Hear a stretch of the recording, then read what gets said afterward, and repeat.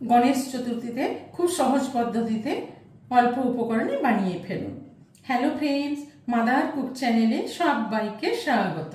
আজকে আমি আপনাদের সাথে শেয়ার করব মাওয়া মোদক। এই মাওয়া মোদক রেসিপিটি খুব চটজলদি এবং খুব সহজভাবে তৈরি হয়ে যায়। তো গ্যাসে একটা ফ্রাই প্যান চাপিয়ে এখানে হাফ চামচ মতন ঘি দিয়ে দিলাম। দিয়ে এখানে নিয়ে নিয়েছি 1 কাপ মতন লিকুইড দুধ। এই দুধটা দিয়ে দিলাম। ঘি আর দুধটাকে একটু ভালো করে মিশিয়ে নেব, নিয়ে একটু গরম করে নেব। ঘি আর দুধটাকে ভালো করে একটু গরম করে নিলাম। এবার এখানে নিয়ে নিয়েছি 1.5 কাপ মতন গুঁড়ো দুধ। এই গুঁড়ো দুধটা এখানে দিয়ে দিলাম। গুঁড়ো দুধটা দিয়ে আস্তে আস্তে গ্যাসের ফ্লেমটা লো করে রেখে গুঁড়ো দুধটাকে ভালো করে মিশিয়ে নেব।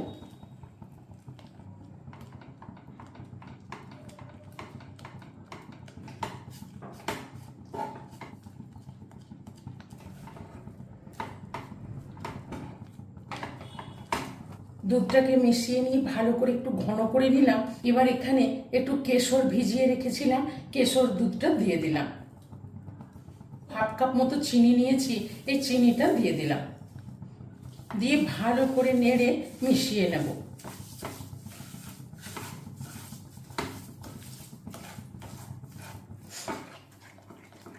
নিয়ে ঘন করে নেব, ভালো করে একটা ডো তৈরি করে নেব।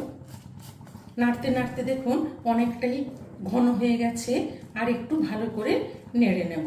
এবার এখানে আরো হাফ চামচ ঘি দিয়ে দিলাম। আর এখানে আমি 3টে এলাচকে গুঁড়ো করে নিয়েছি অল্প একটু চিনি দিয়ে। এই এলাচ গুঁড়োটা দিয়ে দিলাম। দিয়ে ভালো করে নেড়ে মিশিয়ে নেব। খুব সহজভাবে, খুব চটজলদি এইভাবে গণেশ চতুর্থীতে বানিয়ে ফেলুন। এই মোদক রেসিপিটি ভালো লাগলে মাদার কুক চ্যানেলটিকে লাইক, শেয়ার এবং সাবস্ক্রাইব করার অনুরোধ রইল। এইভাবে নেড়ে নেড়ে আর একটু শুকিয়ে নেব। ভারী হয়ে গেছে এবং অনেকটাই শক্ত হয়ে গেছে।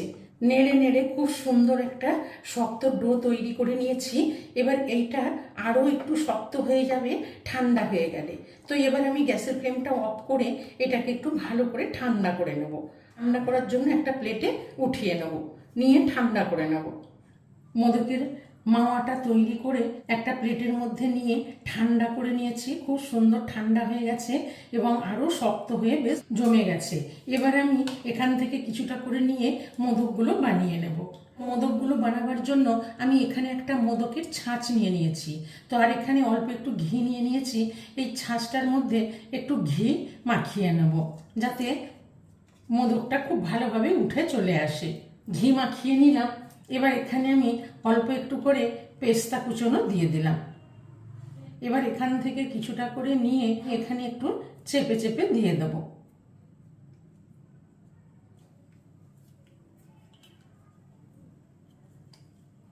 কত সুন্দর শক্ত হয়ে গেছে, একদম মোদকের জন্য পারফেক্ট মাওয়াটা তৈরি করে নিয়েছি। দুই দিকেই ভরে নিলাম। এবারে আমি এইভাবে নিয়ে আটকে নেব। দুদিকেই আটকে নিলাম। এবার এই সাইড দিয়ে যে এক্সট্রা মাওয়াটা বেরিয়েছে এটাকে আস্তে করে কেটে নেব। কত সুন্দর করে নিলাম। এবার আস্তে করে খুলে নিচ্ছি। দেখুন কত সুন্দর হয়েছে ডিজাইনটা। এবার আস্তে করে এখান থেকে ছাড়িয়ে নেব।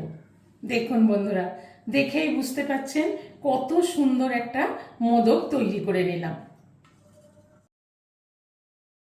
আবার ওই একইভাবে একটু পেস্তা দিয়ে দিলাম। নিয়ে ওই একইভাবে এখানে আবার কিছুটা মাওয়া নিয়ে এর মধ্যে দিয়ে দেব। এই দিকটায় দিয়ে দিলাম, দিয়ে এবারে এই দিকটাতে দিয়ে দেব। একটু চেপে চেপে দেব, তাহলে ডিজাইনটা খুব সুন্দর বোঝা যাবে। আবার দুই দিকে চেপে চেপে দিয়ে দিলাম, দিয়ে আবার একসাথে এরকম করে জোড়া লাগিয়ে নেব। আবার এইভাবে আটকে নিলাম, নিয়ে সাইড থেকে এক্সট্রা মাওয়াটা বের করে নেব, কেটে নেব। এইভাবে আবার আটকে করে নিলাম। এবার আমি খুলে নেব। এবার খুলে নিচ্ছি। একইভাবে কত সুন্দর একটা মোদক তৈরি করে নিলাম। কত সুন্দর হয়েছে দেখতে। এখানে দুটো মোদক বানিয়ে নিলাম, কত সুন্দর হয়েছে। এইভাবে প্রত্যেকটা মোদক বানিয়ে নেব। বাকি মোদকগুলো এইভাবে বানিয়ে নিলাম। এইভাবে মাওয়া মোদক বানিয়ে নিন, খেতেও খুব টেস্টি হয়। মোদকগুলো একটু বড় বড় ভারী ভারী হয়েছে, আপনারা চাইলে ছোট ছোট করে বানিয়ে নিতে পারেন। বন্ধুরা, কত সুন্দর হয়েছে দেখতে। গণেশ চতুর্থীতে এই মাওয়া মোদক খুব সুন্দর করে বানিয়ে নিন।